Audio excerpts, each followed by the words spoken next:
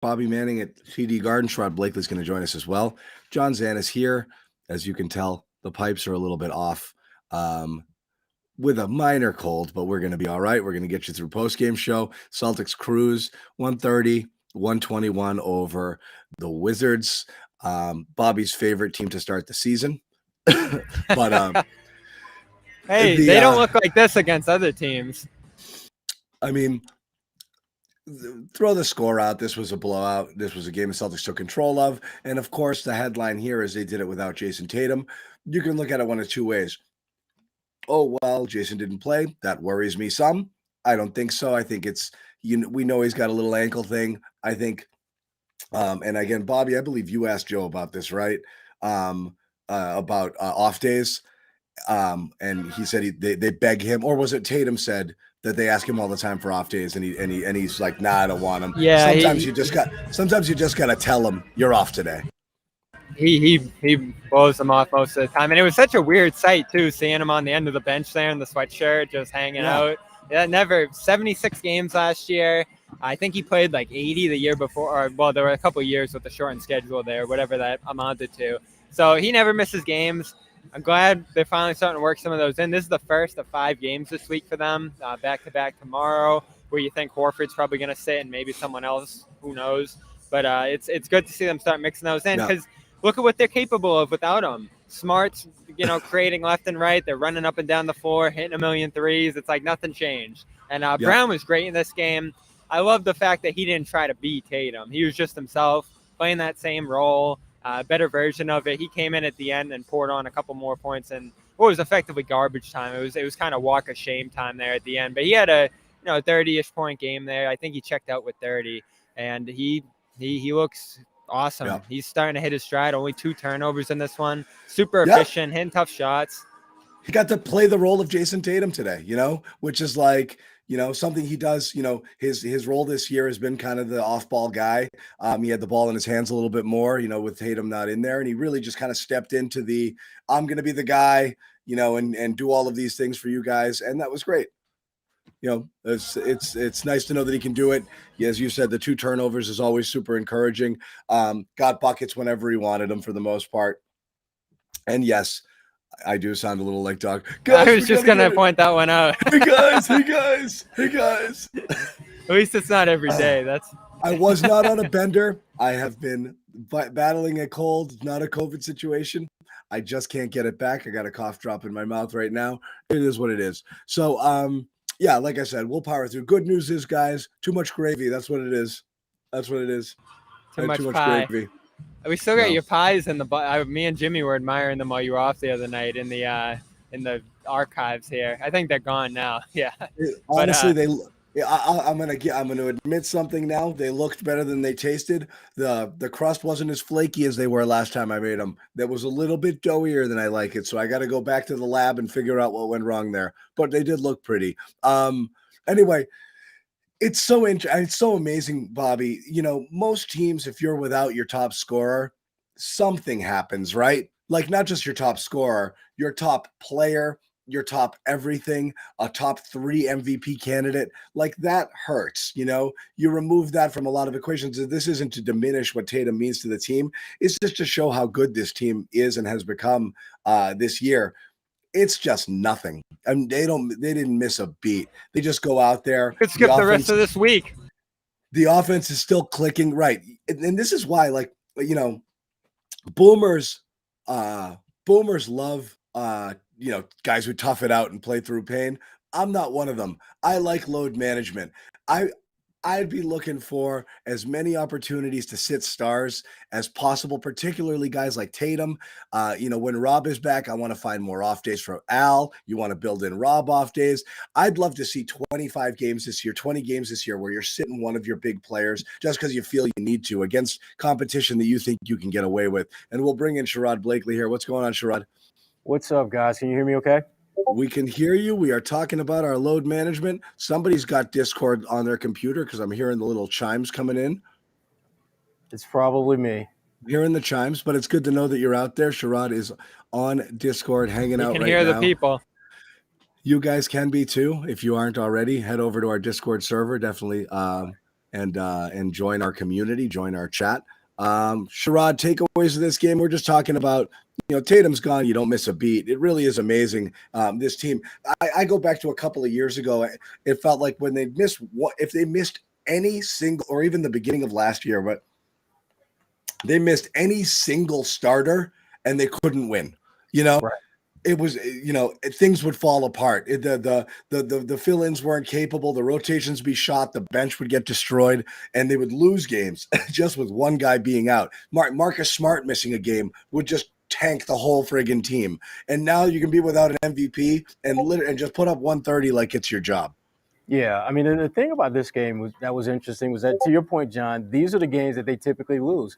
I wrote about this on Substack.com a little while ago. They're 9-16 before this game when Jason Tatum doesn't play. And so when you look at the winning percentage that this team has when, year in, year out, they have one of the better records in the Eastern Conference, to know that one player can just absolutely they just cave in historically, to see what they're able to do now. I mean, it's pretty impressive. I mean, and you start, and it's not like, Jaylen Brown had a great game, obviously, with 36, but you look at Derrick White, you look at Peyton Pritchard, you look at Luke Kornet, you look at, Marcus Smart, you look at Brogdon. I mean, you go down the line, they had, I think, 6 or 7 guys in double figures. And again, it speaks to how this team is built to handle adversity, unlike any team that we've seen in recent years, called the Boston Celtics. Totally. And again, whoever's got Discord, check the rest of your browser. Shut it down if you can. The beeps are coming through. If you can. Oh, and Tim's sending me a document on how to do it. But I would just close it out and we'll jump back on Discord later. Yeah, you're right, Sherrod. We've seen, it's not just games. You see the on-off numbers just when Tatum's on the court, off the court, and how reliant they've been on him. The non-Tatum lineups in the past have not been able to score. You've got an entire non-Tatum game, and you can put up 130 again, not without even breaking a sweat tonight against the Wizards. And again, we know it's the Wizards, but I mean, they just look like a team in control. Still getting the Discord stuff, guys.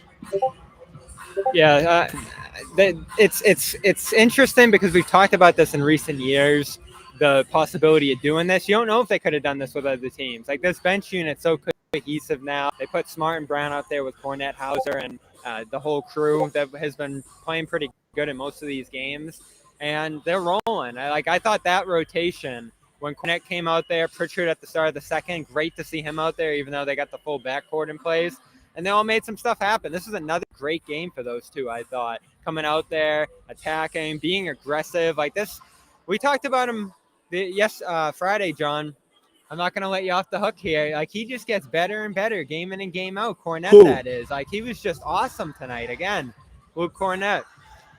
Alley-oop, good look from 3 that just missed. Assist on the roll. He's out there contesting shots.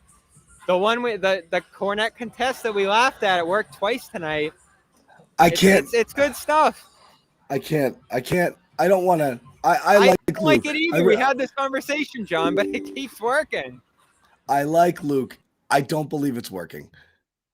Bobby, next time, I want you to go into the visiting locker room during a Kornet contest game and ask the shooters who shot them whether or not they noticed that he was jumping in the paint and what they thought of it. I am curious the opposition's reaction. I don't want to know what Scal thinks. I don't want to know what you think. I want to know what they think. Is that throwing them off at all? I do want to hear it. I really do. And if I am legitimately curious. I'm not saying it as a dare. I actually do want to know from a shooter's perspective if that enters their brain at all. Guys, again, I can't figure out who's got it, but anyone got, Bobby, is it you on a different browser with Discord? Definitely not? Huh. Interesting. Yeah, I think it's you, Sherrod. I don't know. You might have it on a browser. You just can't see it, or a different window. He's got it. Okay. Sherrod's going to get rid of that, and we'll come back. Look, I like everything Luke's bringing for you right now. Best thing about him is he doesn't look overwhelmed. And I really like where he the spots that he moves to on offense. I like that they look at him sometimes, cutting to the basket and down low there for those easy buckets. Again, we've said it in the simplest way possible. one of the best things Luke Kornet can do is just be 7 feet tall, and like reap the benefits of everything that comes with it. He's had some really easy, well-positioned block shots where he's just moving his feet, staying with a guy, and he's just there where he doesn't have to overreact or anything. He's almost blocking half of these shots standing because his positioning and his anticipation has really been outstanding on some of these plays. That stuff's terrific. It's there. He's not a threatening rim presence, but he's 7 feet tall, and that's a big deal. As long as he gets to the right spot and he's in the right place, he's challenging shots. That's really all they can hope for. It's not the intimidating presence that Rob is. And again, he's doing the right things on offense. Like you said, he's, Marcus looks for him on a lot of these cuts, and, he runs the pick and roll fairly well. I have nothing but good things to say about Luke. Yeah, I mentioned this on Friday's show. His rim deterrence is the best in the NBA. And it's not like he's blocking shots left and right, like you said, though. He is starting to really rack them up now. I think he's in the 100th percentile of decreasing opponent shots at the rim, which is exactly what they want to do defensively. Fits right in with their game plan. And listen, over an extended stretch, would he be exposed? We saw him in that Cleveland game earlier in the year have some trouble with Allen and with Evan Mobley. That's where you start to think, all right, you pick your spots with him. I don't like that they got away from him for a couple games there, though, where they weren't playing him at all. And even on Friday, they weren't playing him until they got in that deficit in the third quarter, put him and Pritchard out there. We've complained about Pritchard's lack of minutes, too. You can't play everybody, but I do wish they started to trust some of these guys that are showing them some stuff a little bit more. I like it, and I do think we pick your spots, and that's it. You pick your spots, and there are matchups where I do think they're a little bit hesitant to have him in there. I think those are the ones where you've got kind of a true, forceful, more physical center. There's just fewer of those in this league. I think there's minutes for him to be had. And I still think there's minutes for him to be had when Rob's in there, because, again, going back to the Tatum argument, Bobby, not Tatum argument, the load management discussion, I want to see all of those minutes come down. When Rob comes back healthy and they have everybody, if they're playing all of their guys, you want to see everybody come down a little bit. You want to see Al be in the low 20s range. You want to see Kornet slip in there for 10, 12 minutes and Rob be 20, 24. You really don't want to be, burning guys out 30, 35 minutes. 35 minutes plus every single game. We'll bring Sherrod back in here as well. If you can. So, whether it's Pritchard, whether it's Kornet, you're playing more 3-guard lineups in there in order to give Tatum and or Brown a little bit of rest. I think all of that's worthwhile. Well, John, the thing. Go ahead. Yep. No, I was just going to say that what we're talking about for the most part are the problems that every team would love to have. They've got too many guys that can step out on the floor and make the most of their minutes and actually give you a lift. I thought, to be honest, tonight, I thought it was a little bit earlier than I thought for Joe to kind of basically go to the end of the bench. You kind of figure that, because he went like really early in the third, which is just that's not normal. So I was surprised that they were able to really maintain control basically up until maybe 6-7 minutes to play. And basically, you're playing your end of the bench guys, the Pritchards, the Kornets of the world. And so this Celtics team is scary good right now. They look scary good. Yeah, champagne problems for the C's right now, right? It's no. I can't believe what they're doing night in, night out. It's like Warriors. I've thought this the last couple of games. Like those Warriors teams, mid-2010s, what they're doing on both ends, because the defense is really coming around now. They're just destroying team. Again, this Wizards team isn't bad. 10th in defense coming in, 500 team, and you're up 26 through 3 quarters and sitting your guys down. It's insane. But you know what, Bobby? The one concern I have, and I still think is a problem, is they're letting teams shoot too damn well from the field. This Washington team shot better than 50% pretty much the entire game. They finished with around 53%.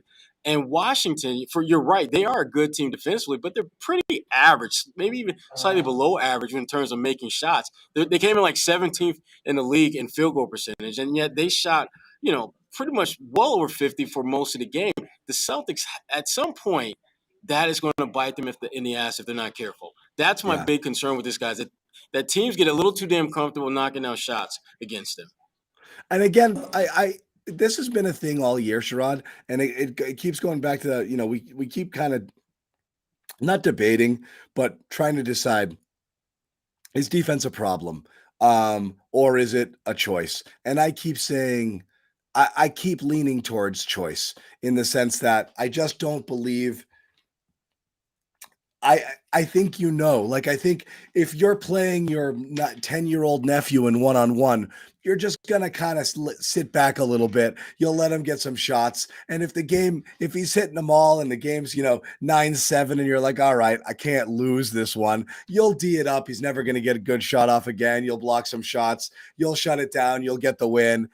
Pat on the butt, good game. I think there's a little bit of that going on. I think they know they're better than teams. I think they know that they're jumping out and just able to outscore teams. And again, defense takes effort, and I do think they're picking and choosing spots. I'm sure head coaches don't love that. And when you have certain games where it's really bad, and they had one last week against Chicago, then you're not shooting as well either, and you're giving up really easy stuff, you're going to look at those and be like, guys, come on, you can't. But against the Wizards, I'm just not surprised because I just don't think they could ever fathom that they're going to lose this game. So I just don't think they're ever going to put that full effort in there. They're just like, we'll just run with these guys until we run them off the court. Well, one of the things Joe's talked about in recent weeks is contesting threes, and they had a pretty good game guarding the three defensively in this one. At one point when I checked recently a couple games ago, they were in the top 5, 10-ish in terms of giving up wide open threes. So you got to clean that up a little bit. That's going to hurt you against certain teams. Not this one. This one just really struggled to hit out there, and that's where a Kornet contest can help against the Jordan Goodwin, against whoever else is out there for Washington. Beal was. I swear, you get paid for Kornet mentions, don't you? It's like subliminal advertising. Like you're sponsored, okay, to say Kornet a minimum 15 times in a broadcast. It's brought to you by Luke Kornet. Yeah. Well, it's a thing. It's something. I thought Jaylen Brown was terrific tonight. John, I agree. This thing Luke Kornet told me the other day was, and I'm like, well, how did we get to Luke? We were just talking about Jaylen, I don't know how we get there sometimes. Hey, I don't know how the hell did we just get back to Luke Kornet? I don't even know how you did that. Pretty sneaky. I'm really happy seeing him play the way. Yeah, again, it's guy like super chats last year, Bobby. He gets paid on the side for these. Yeah. Remember last year, he had just come over from Chicago at that deadline. They had a million centers in. Tristan, he's doing it again. Yeah. He couldn't get a spot on this team. He signed that G League deal to go to Maine. Then he was in Milwaukee. He was playing against them with Cleveland, and he just kept waiting, and then he's back, and now he's the backup. It's been awesome to see his journey here kind of work his way back in, because I called it a steal when they signed him on that G League deal, and you're getting this kind of production from him. Stop. Hey, all right, where would you put him, John? Where would you put him on the leaderboard? In this game? Bobby, you were being admonished, and you took it as an invitation to continue. I love it. Right, I love it. You want to talk about Jaylen, John? Let's go to Jaylen. Keep going, Bobby. No, keep going, Bobby. Let's go to Jaylen. Jaylen segment up next. The Luke love is real. The Luke love is real. No, how Jaylen look to you, Sherrod? How about this? Hold on, time out. We've spent the first 18 or so minutes on Luke Kornet. I promise we'll talk about some other Celtics-related topics. But first, we do want to tell you a little bit about one of our sponsors. Who should we begin with today? It might be brought to you by Luke Kornet. Brought to you by, as you know, one of our terrific sponsors, Athletic Greens. Sounds like I could probably use an extra dose tomorrow. Not feeling great, and I could probably use a little bit of infusion of some extra vitamins and supplements. It is a product that I take every single day, as do all of us here at the Garden Report. Started taking it because don't have time to be chasing all of the different things that are recommended that you're supposed to do. You get it all in one shot with Athletic Greens, 75 high-quality vitamins, minerals, whole food sourced ingredients, probiotics, adaptogens, all help you start your day right. diet friendly. It's got almost no sugar at all. Supports better sleep quality and recovery. It is endorsed by 1 million healthcare professionals, athletes, 5-star reviews, 7,000 and counting, celebrities, what have you. So again, right now, time to reclaim your health, arm your immune system, convenient daily nutrition, 1 scoop, cup of water every day. No need for 1 million different pills and supplements. To make it easier on you, as you can see here on the bottom of the screen, if you go to athleticgreens.com/garden, we will send you 5 free travel packs and a year supply of vitamin D supplements. Again, athleticgreens.com/garden. Also, I believe Nick Gelso, if he's true to his word, and of course he always is, did send the first shipment of phenomenal t-shirts. You will get a free t-shirt with a purchase of any product that you buy that is recommended by us here at the Garden Report. And we will send you a t-shirt. All you have to do is DM me a receipt with your address, full name, and shirt size, and we will send it on our way. We also want to tell you, about our other sponsor. We can tell LinkedIn sponsors other shows on the network. I'm not afraid to give them a shout out, but it is Calm, another terrific sponsor, one of our sponsors here. Everyone knows about it now. #1 mental wellness app, gives you the tools to improve the way you feel. Special 40% off a premium subscription when you go to calm.com/garden, which is terrific. 100 million people around the world use it. Guided meditations improve your focus with curated music tracks, rest and recharge with the sleep stories. Terrific stuff, constantly updated with that premium subscription. So once again, calm.com/garden, 40% off that premium subscription. Guys, take the conversation in any direction you want to go. We did talk about Jalen. Anything else that kind of stood out to you today, Sherrod, in this game? Just the balance that the Celtics. I think one of the things that makes them really a tough cover is that you really can't lock in on 1 or 2 guys.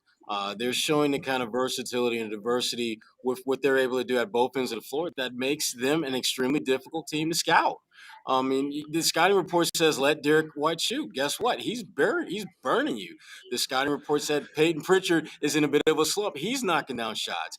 The scouting report says, you close out on Sam because he doesn't put it on the floor. What does he do? He puts it on the floor and finds guys in the corner. They are evolving as the scouting report evolves, and teams are having trouble keeping up. That's when I talk about them being a scary team. That's what I mean. They're figuring out how to beat you before you can figure out how to beat them.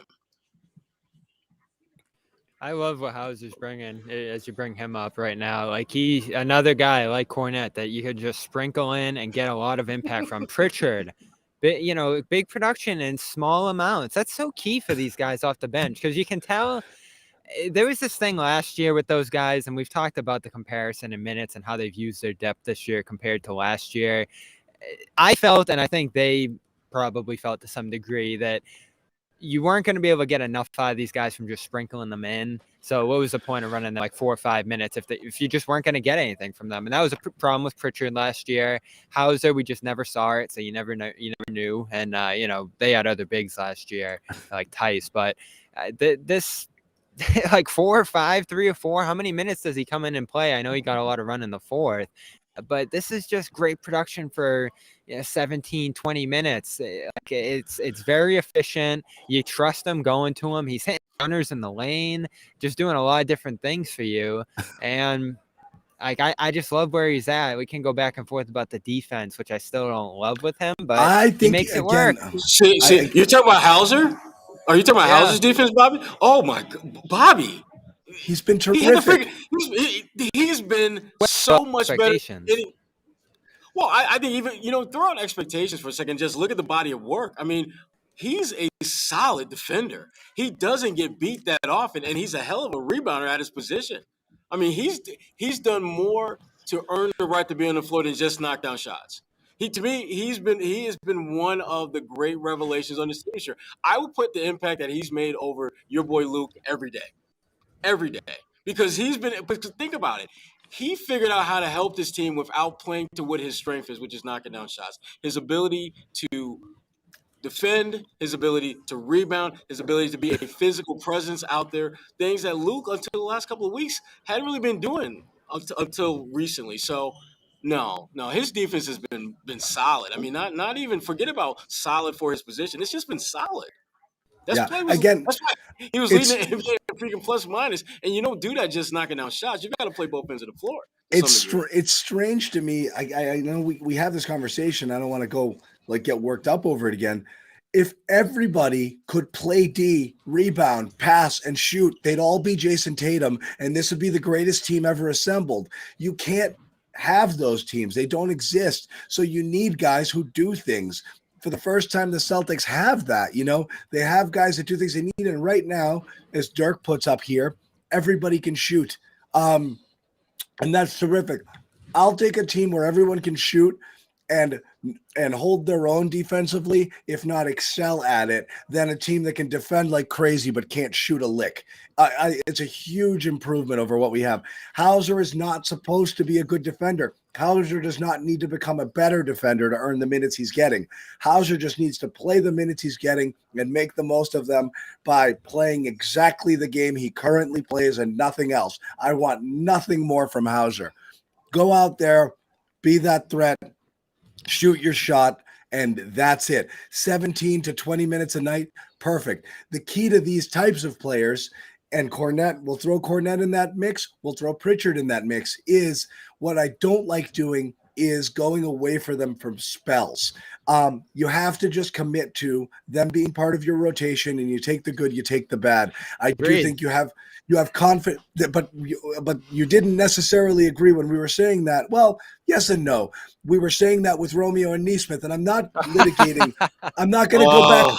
Stop. No. Everyone takes this the wrong way. I'm not advocating for those guys, but I do believe Brad shattered their confidence by playing them 5 minutes and then not playing them for 5 games. Well, to Sherrod's point. And Pritchard is one of those guys. We've seen it with Pritchard. We've seen it with him. When he's on a string, when he knows I'm out here only to shoot, and if I miss my first 2 shots, I'm getting yanked and I'm not getting a second half stint, and I'll go back and pull box scores where he'd only play 5 minutes, 1 run, and not get back in because he missed a couple shots, and that messes with you. Just you know what you have in these guys. Play them, let them do their thing. Some nights are going to be better than others, but don't jerk them around. So right now I like this. I don't want to see games where Hauser, I'm like, where was he? Why did he only play 8 minutes tonight? Just play your guys and go with it. They can do what you want them to do. Some nights will be better than others. And obviously you get into crunch time situations against the top competition in the league late in the second half. You're going to tighten your rotation in those games. That's understandable. Every team does that. But I mean, right now the Celtics can balance their minutes and give these guys their fair share against 80% of the NBA right now, and that's what they should be doing. Keep these guys rolling. Keep the confidence going. Let them continue to improve and evolve. Yeah, and those minutes have been high. I don't have any doubt about that. They probably have some of the biggest minute players in the league this season so far, and Tatum's going to be right up there among them to bring back to that conversation that we opened up the show with. So there's the depth here. You look at it, Tatum right now, NBA, Jalen Horford has been playing more than I think we like, although they've given him those back-to-backs off.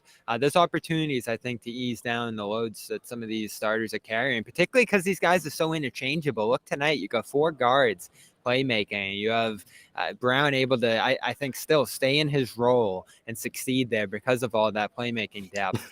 You have a couple centers here who, when Spot starts that night, they broke the 3-point record. Blake Griffin started, and Noah Vonleh played a ton. So you can even squeeze those guys in against a team like the Knicks. There's plenty of opportunities here to mix and match different starters and get some guys nights off because the bigger picture is so much more important here. But when it comes to Hauser, I'm not talking about his regular season, and this is for Kornet too. And this is a discussion we had on Friday when you guys were out. Like, you love what you're getting from these guys now, and I think it can last all regular season. But when it comes to the playoffs and things are that much more deliberate in terms of targeting guys like these, trying to put them in, match in sets again and again and again, can they survive in that environment against heavy starter minutes? That's where you're going to have to question, I think, the makeup of this team. And, something like that Jakob Poeltl conversation, or maybe another wing around the league, that becomes a much bigger discussion right now if you're trying to consolidate this roster a little bit. Here's I'm gonna have to push back on that a little bit, Bobby, because here's the thing: when you're talking about Luke, you're talking about at some point getting a guy by the name of Robert Williams, a third back. He's going to take all those minutes. And he's going to take those minutes because he is a better alternative than Luke. Now you flip over and you look at what Sam's giving you. You don't have another guy at the wing position who can be an adequate defender and can shoot like he can. You just don't among your reserves. Jackson is not that guy. He's just not. So Sam has a much better chance of making that cut, if you will, as far as like that smaller, tightened rotation than Luke does, because Sam brings something to the table that you need and is unique to him. And that to me is, again, that's why I think Sam, he's earned the right to not just play now, but to play for the rest of the season and into the playoffs, to have a critical role, because he has a skill set and he doesn't kill you at one end of the floor, which is something I can't really say for a lot of the guys at the end of the bench. And that's the thing is, you have it at the guard position. You already knew it was crowded because you have basically a redundancy, but it's working with Smart, White, and Brogdon.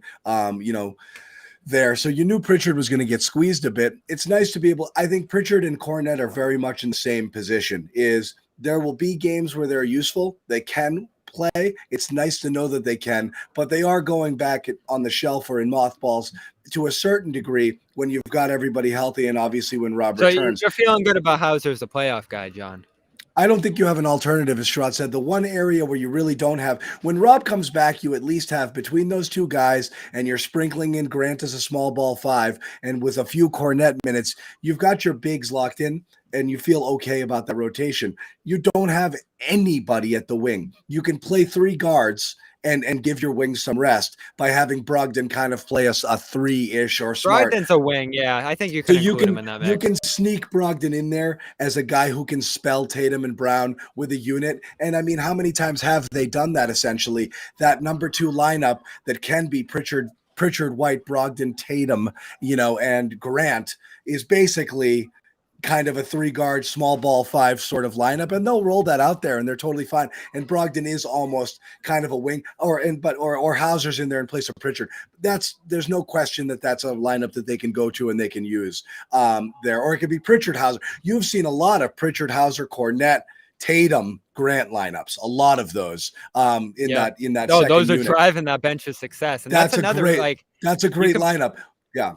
You can put that feather in Tatum's cap for the MVP thing too, is the fact that he's driving these second units on top of everything he's doing with the starters. I know a lot of guys like Brogdon, Hauser, and Kornet are getting credit for that bench, but Tatum's out there steering the ship and really helping those guys produce. And I thought they did a good job with that rotation tonight. Joe was really emphasizing in pregame, maintaining that strong second unit while Tatum's out. They put Smart and Brown out there with those guys, and it worked well. Smart's been so good. I mean, this is just... He had that one bad game last week, and everyone freaked out in here against Chicago. And he's right back to just running around the world, tossing up high passes to Horford, finding guys around the perimeter. He's just everywhere, Sherrod. And this is like, you have more perspective on this than me, Sherrod. Has a guy this far into his career, like him over the last year or two here, improved as much as he has in his role and just really tightening up his game and not only becoming a defensive player of the year, but this passing, like he's just insane as a passer. He's one of the better point guards passing the ball in the league, I think, right now. See, Bobby, I don't think it's so much that he's gotten all that much better. I think he's just gotten an opportunity. I mean, you look at the guards that he's had to basically play his the second approach fiddle has to. improved. Yeah. Well, his approach has gotten better, but I think that approach has gotten better because there have been more opportunities to grow and prosper and be involved in the offense. When he, last year when he talked about, kind of sitting in a corner while Tatum and Brown did their thing, he could have easily been talking about his days playing with Kyrie, his days playing with Isaiah Thomas, guys that were dynamic all-star caliber players that he had to take a back seat to in terms of being a playmaker because they were so impactful and so dynamic. He's getting that opportunity now, and to his credit, it has not been a smooth transition, but clearly from where he was at the beginning of last season to where he is now as one of the primary ball handlers and playmakers, there's no question he's gotten a lot better. And I think I think more than anything, it's a muscle memory type thing where he's figuring out what he needs to do, and he's just doing it over and over and over again. He's going to have those moments, and I thought he had a couple of those moments, tonight where he just took some really really bad shots. Didn't work the clock like he should have, particularly after it got a little bit squirrely. But those moments are so few and far between now versus where they used to be. And again, you're talking about him having, I think, a greater amount of responsibility. And to his credit, he's making the most of that opportunity and that responsibility to do the right thing. I think also there's more margin for error with what the Celtics do as a team, which means Smart's bad shots occasionally when he chooses to take them are just less impactful than they were before. Smart trying to get a little bit fancy or tricky with some passes, as he likes to do from time to time, is nowhere near as infuriating or risky. And a lot of what he's doing is just translating to more positive plays than negative plays, because the overall ball movement and the movement away and off the ball from his teammates is just better. So like a lot of times he tried to jam some passes into the lane, into traffic, where even if they caught it, they were going to go up, and now he's doing it and springing guys for easy buckets all over the place. So I think, that creativity is now helping him a little bit, because they're He's just very playing creative. and he's very creative, but now there's more openings. The floor is spaced better. It's less crowded when he's trying to make some of these interior passes, and it's resulting in some really pretty buckets and some nice backdoor cuts and some nice stuff off the pick and roll. And it just kind of showcases him a little better, where before he'd have to force the issue a little bit because there just wasn't as much there.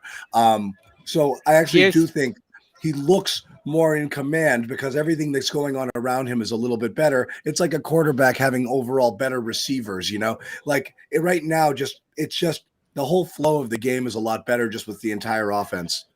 He has, if you're stacking up the NBA's assist leaders right now per game, Halliburton's at the top. He's just king of the world with 11. You got Young with 9. Jokic, Doncic have 8. And then in 7, it's Garland, Conley, Morant, Holiday, Westbrook, Green, and Smart's right in there with Green and Curry with 7.1 a game. Like, he has just shot up that leaderboard. Obviously, he doesn't have the ball all game long because he's playing with Tatum and Brown, so that makes it all the more impressive. And he's got more than Russell. DeJounte Murray, who we're doing backflips for every week last year, imagining what he'd look like on this team.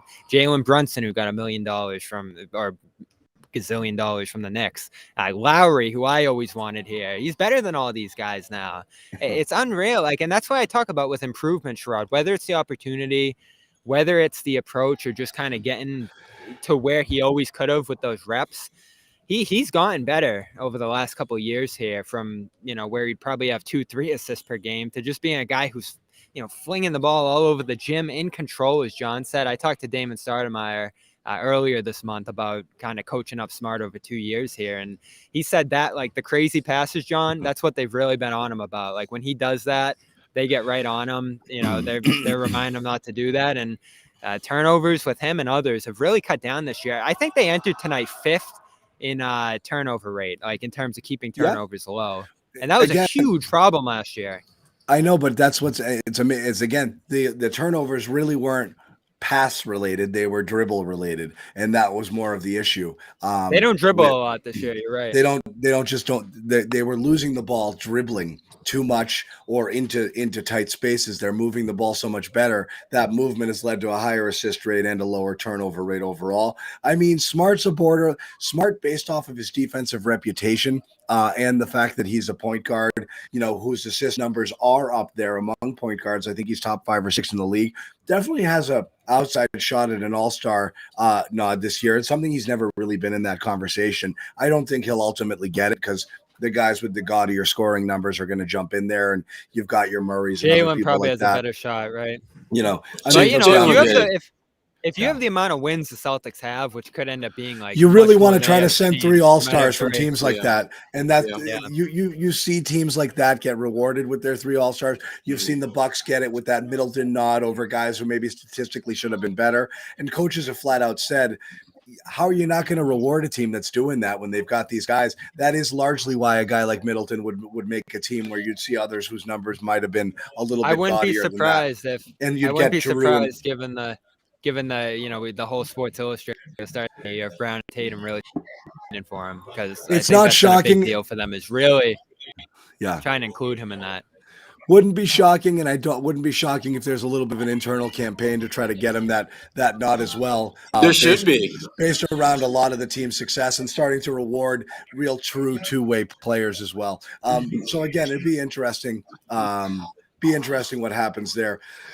But I agree with all of it. I think Smart's been great.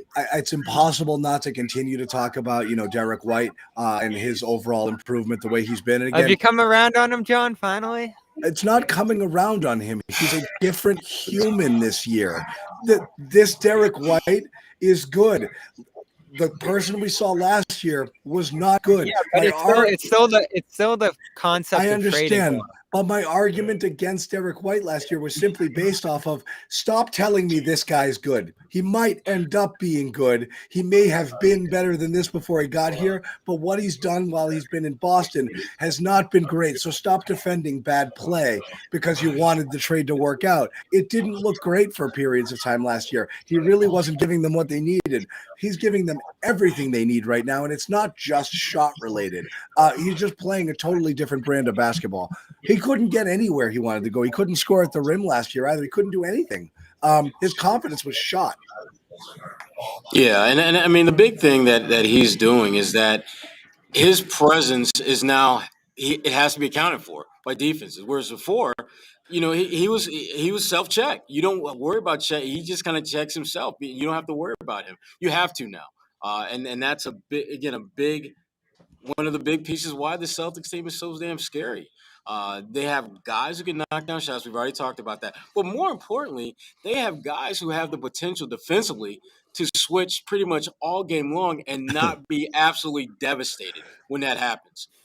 There's not one guy you can just go and pick on and say, we're going to go at him all game long, because they just don't have that. They just don't have that weak link anymore. Yeah.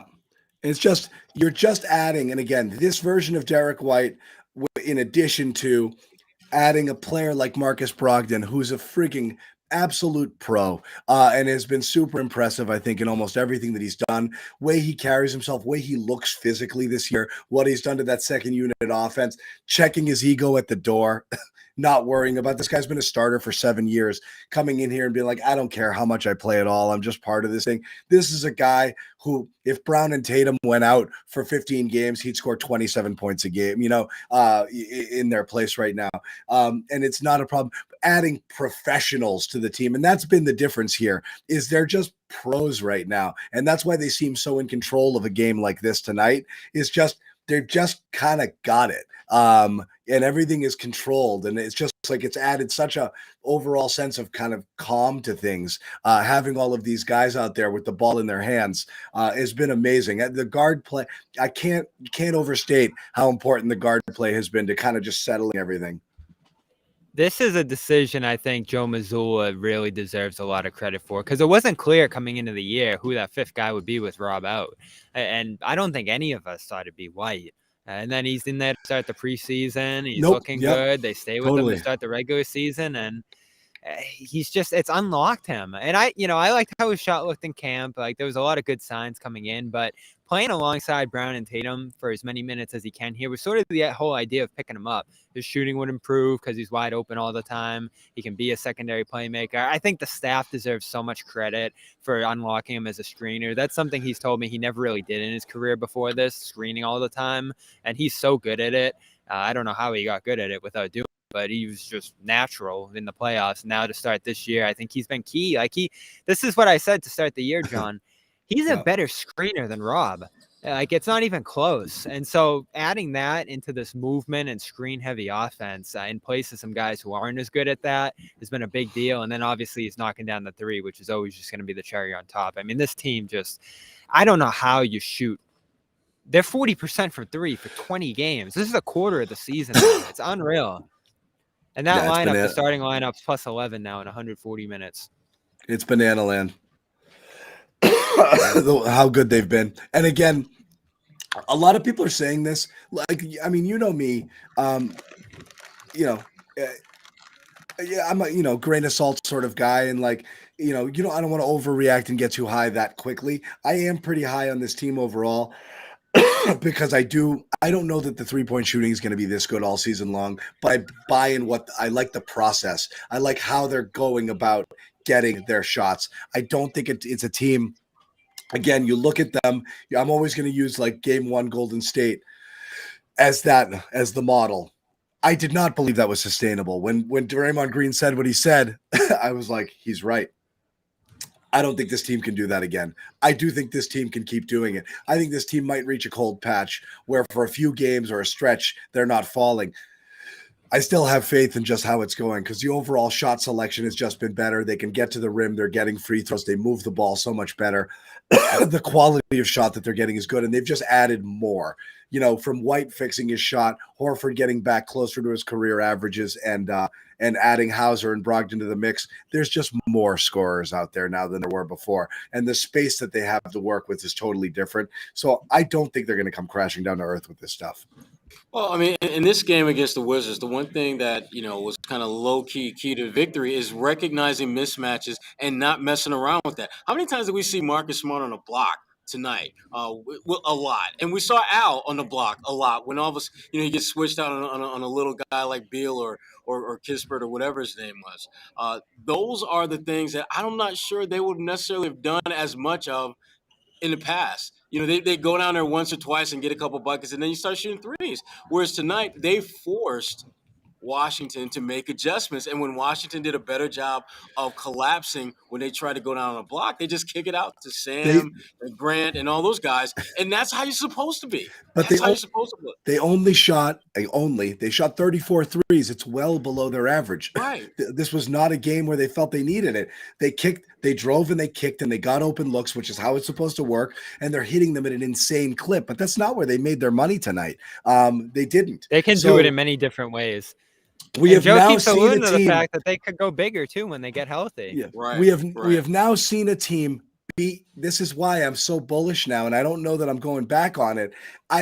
It was impossible not to believe in last year's team based off of the defensive results that you were seeing. They were smothering teams. You had to buy in, but it still didn't feel the same way this does, which is I have confidence that this team can beat you in so many different ways with so many different lineups and playing so many different styles. Most teams can't do it.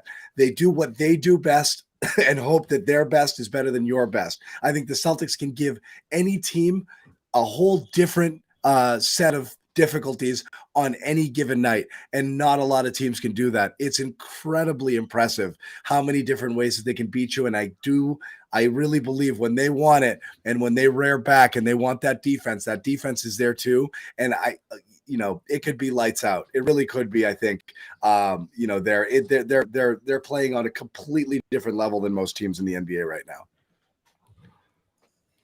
Yeah, and maybe that take ages badly. I don't know. It's impossible not to be bullish about this team. It looks easy. It looks like they're in control of every game that they're in. You're never in a situation thinking, oh, how are they going to deal with blank? They don't seem overwhelmed by anything right now. And obviously you want to see them play Milwaukee, a fully healthy 76ers team. You'd like to see them get over that Cleveland hurdle a couple of times as well to feel a little bit better. But I'm not seeing a lot of teams where you're like, thing. Yeah. Oh, they're going to match up. They're going to match up bad there. Those are the two teams where you kind of want to see it. You want to see it work a few times. For the most part, they're really big and they're really physical in the paint. Yep, and that's giving them some issues. And that's it. But you're doing this right now without your best big. And that's what makes this whole Pirtle discussion interesting, because that's what you're missing right now. Not just another big imposing player inside, but insurance for these bigs, because Al's so important. Like, he's holding opponents to 40% shooting. I think he's been their best defender so far. He's hitting 50% of his threes, so he's indispensable. You got to keep him healthy. I think he might even be more important than Rob, despite all the things Rob gives you that are like, ceiling raisers. This guy just being out there game in and game out is like your backbone. So you got to keep him healthy. You need insurance for Rob, because I think we all came into this year like, all right, he might come back, but let's just see what it looks like after that injury last year. So I think that makes a lot of sense. We discussed that on Friday at length, but I don't know. Would you really extend yourself, Sherrod, to go get a guy like that? No, I don't think I would. I don't think I would, especially if it means breaking off a significant chunk or a vital chunk of what I have now. I think Rob coming back is going to be that missing piece that solidifies their You position you as the believe team to in beat. Rob? I do. I think he has that type of game-changing impact when he's healthy.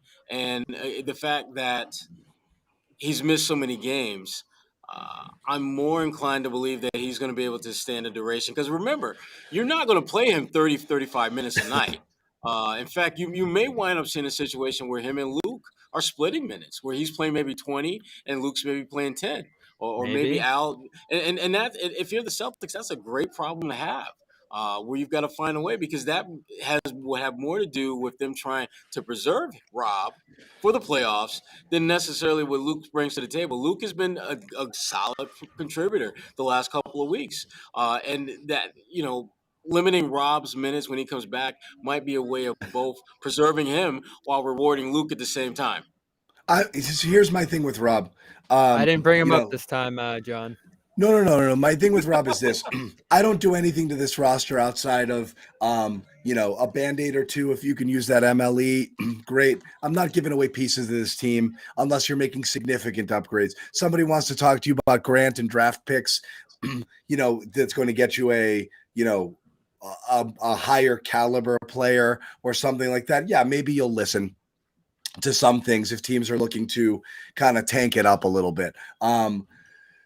But you got to look at what Rob, you've got enough time, presumably here, if Rob returns before Christmas, as has been reported, you have enough time to see not just how he looks, but whether or not he suffers any setbacks in those couple of months before the trade deadline.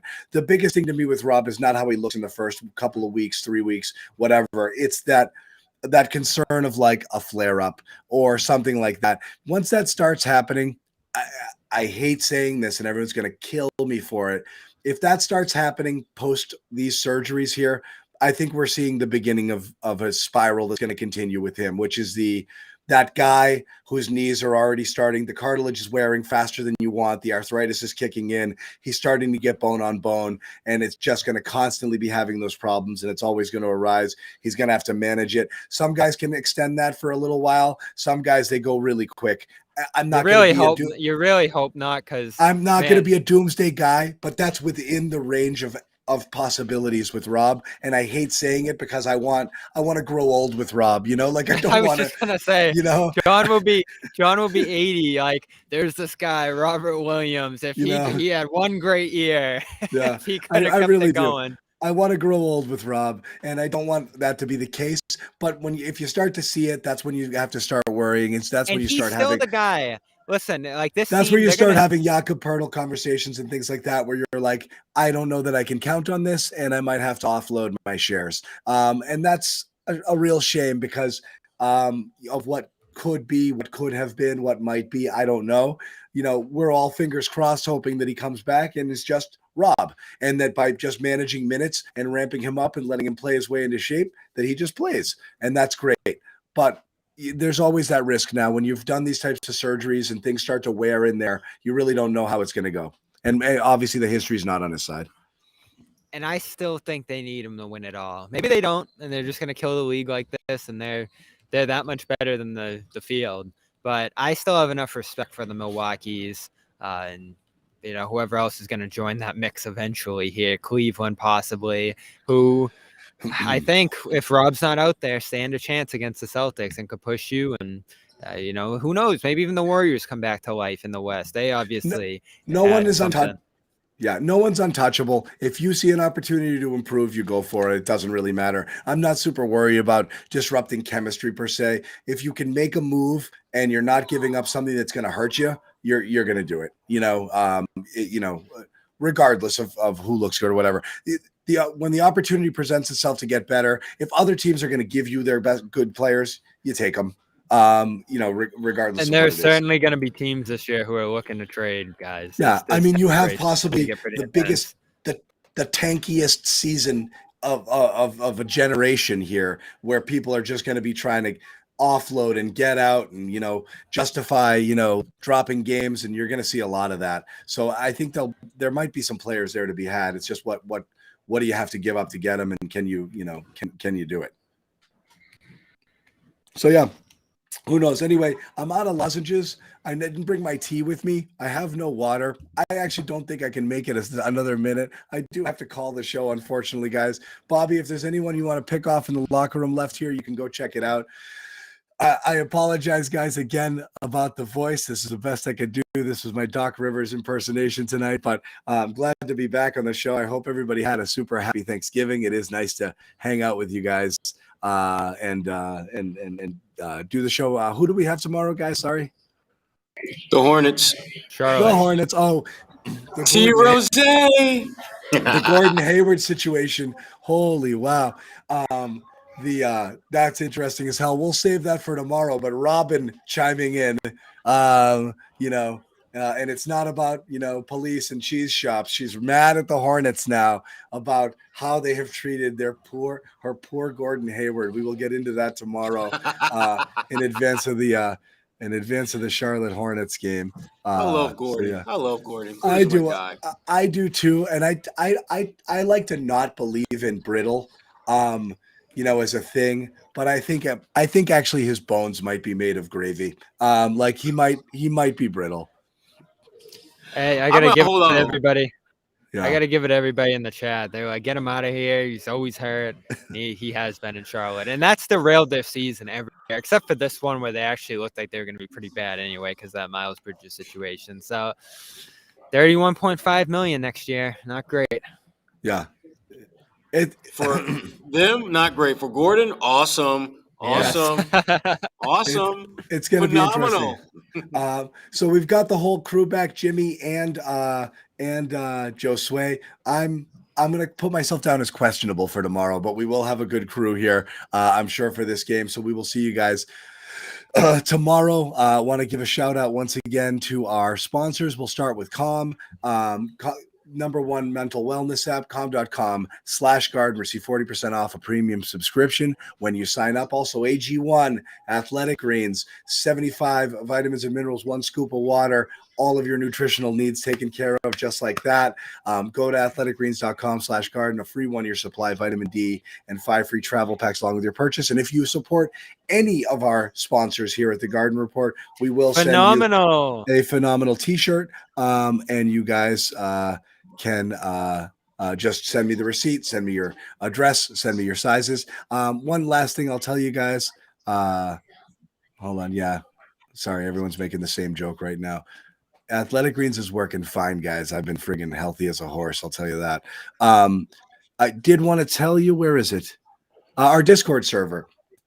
Check that out. Growing every single day. Terrific place to engage in Celtics chatter. CLNSmedia.com/Discord. Sherrod likes it so much he couldn't get off it to start the show. He might hop back on there again. But that's a good place to go hang out if you want to continue the conversation. I might hop in there and see what you guys are talking about. I'm probably better typing than talking today anyway, so I might jump in and banter around with you knuckleheads for a little bit. We love you. Thanks for joining the show again. Hope you enjoyed your holiday. For Sherrod and Bobby and Josue and Jimmy not here tonight, we will bid you good night. We'll